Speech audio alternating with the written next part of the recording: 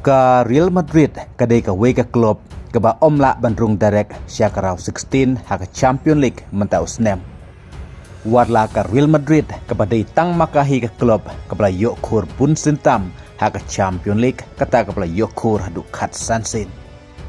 Haka ba naki klub baro ka ba yelekai haka La Liga tang ka Barcelona Marway ka bala yo bandrung direct siya ka raw 16. Kad ba santeli kitim kiba yelekai haka Premier League kibala yok bandrung ane banbu jeka direct yalade syakarau 16. Kata ke Arsenal, Liverpool, Tottenham, Chelsea, bat ke Manchester City. Kad ba nakaling jong ke Real Madrid kelahap menekun ling ba ke playoff knockout stage. Namar hakane ke jilekai kebala dep kelah syak penlim nok penban haka Benfica. Kad bahaka playoff knockout stage ka Real Madrid kala banyak kenduk biang penban Persia ya ka Benfica lane Persia ya ka Bodo Glimt. Haka baka final draw nagamtakan ya ka knockout stage playoff kandai mentaka mitch ni toding. Kylian Mbappe ubalayo hadu live pesan call nagamtaka Real Madrid mentaka ayom habarok ki competition. Bat ubadeiru uplayar ubalat hau record temai haka Champion League haka group stage. Ubalayo hadu kat laiko.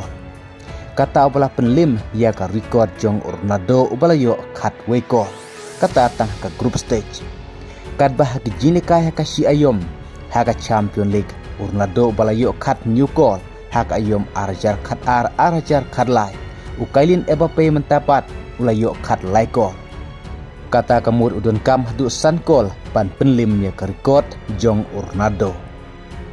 Ti namar ba ka Real Madrid kamla ban yo rung direct siya ka raw 16.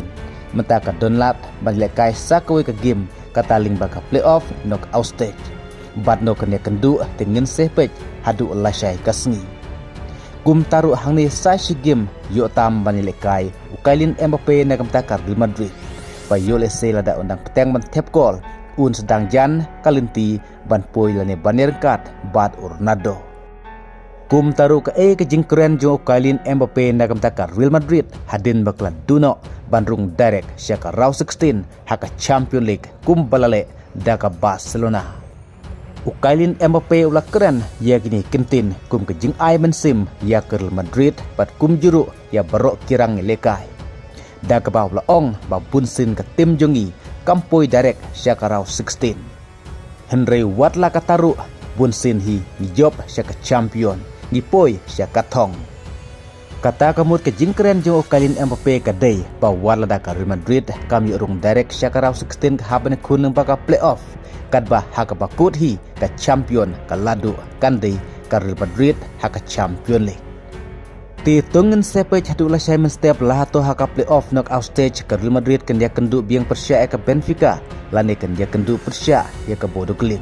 Kublai Shibun.